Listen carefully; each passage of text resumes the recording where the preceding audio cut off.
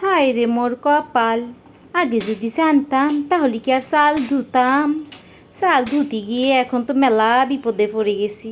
চুলায় দেখি মোড়েও ঘ্যাস নাই। এই যে চুলার সুইচ ধরে টিপা টিপি করতেছি, মোড়েও ঘ্যাস নাই, এক ফোঁটাও ঘ্যাস নাই। আজকে মনে হয় আমার কপালে ভাত খাওয়ার হবি না নে। এই যে ভিজানো চালই চাবায় চাবায় খাতি হবে নে। তো উপায় এখানে আছে বন্ডিরা। এই যে আমি একটা চুলা বানাইছিলাম গেল সপ্তাহে। এই চুলাটা আমি উদ্বোধন করেছিলাম গেল শুক্রবার। ওই দিন আমি খিচুড়ি রান্না করব, প্রথম চুলাটা ধরবারই চাইছিল না।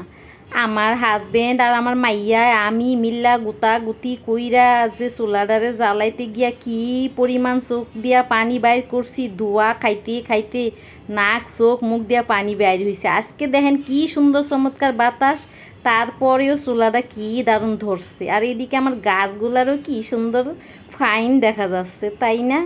গাছগুলাও মেলা ধীরে ধীরে বড় হয়ে উঠছে। একেবারে গ্রামীণ গ্রামীণ দৃশ্য লাগিতেছে, ফাইন লাগিতেছে।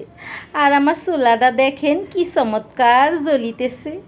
ওই দিন যে কি নাকড়া দেখাইছে, আর আজকে তো কি ফাইনভাবে জ্বলতেছে। দুইখান লাকড়ি দিয়েও কি ফাইনভাবে জ্বলতেছে। বাপরে বাপ, আর ওই দিন জ্বলতেও চায় না। এখন লাকড়িও শেষ। কাগজ ধরাইতে গিয়ে কাগজও নিভে যাচ্ছে বাতাসে। কাগজ নিভে যাচ্ছে না, থুকু আগুনও নিভে যাচ্ছে। আর এদিকে আমার ম্যাচের কাঠিও ফুরিয়ে যাচ্ছে কাগজ ধরাতে ধরাতে।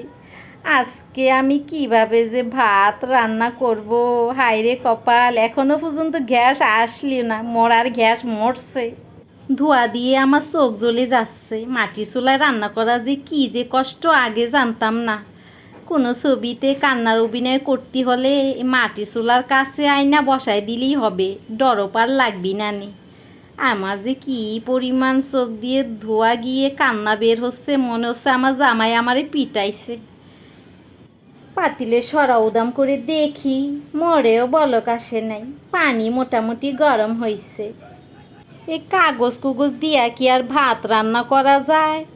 ভাত রাঁধতে হলে তো কত মেলা লাকড়ির দরকার, তাই না? বলেন তো আফুরা। এই যে আবার সরা উদাম করে দেখি, বলো কি আসে নাই, লাকড়িও নাই, লাকড়িও শেষ। এখন কি করব? এই যে গাছে থেকে একটা চড়ি উঠাইয়া এখন দিয়ে দিচ্ছি। বিড়ালের জন্য আমার গাছের মধ্যে চড়ি চড়ি গাঁথি থুই।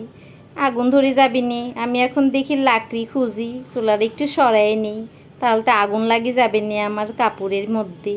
তো লাকড়ি খুঁজতেছি, বিড়ালের জন্য চড়ি মুড়ি গাঁথি দিই গাছের মধ্যে।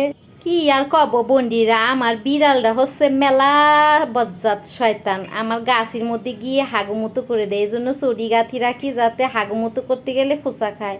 তো কিছু চড়ি পাইছি, এ দিয়ে আবার চুলাডারে ধরাইছি। শেষমেশ এই যে দেখেন একটা ফুলের ঝাড়ু, পুরান ঝাড়ু, বাতিল ঝাড়ু, হেইডাই ঢুকাই দিছি। এই ঝাড়ুটাই আমার শেষ সম্বল। ঝাড়ু তুই নিবিস না রে বাইরে বাই, ঝাড়ু তুই নিবি গেলে আজকে আর ভাত খাওয়া হবি না নে। তো ঝাড়ুটাই কিন্তু মেলা ফাইনভাবে ধরতেছে, কি সুন্দর। তো ঝাড়ু তুই ধরতে থাক, এভাবে নিবিস না রে ভাই, নিবিস না। এখনো পর্যন্ত ঝাড়ু তো সুন্দর মতোই ধরতেছে, কিন্তু ভাতে বলো কি আসতেছে না। কি যে কব। তো ভালো থাকেন সবাই, আমার জন্য দোয়া করেন, আমি জানি ভাত খাতি পারি।